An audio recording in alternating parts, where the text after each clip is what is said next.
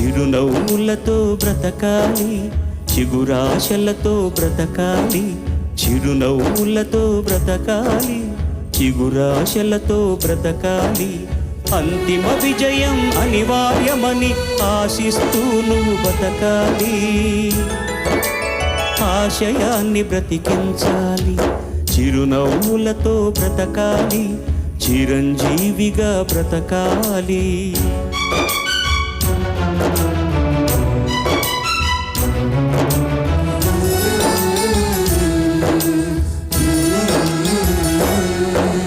బ్రతుకే నీకు బరువైతే ఆ భారం దించుకో. బరువేదైన గురితో ఓ నలుగురితో పంచుకో. కలతే లేని జీవితమంటే విలువే లేదులే. అలుపే లేక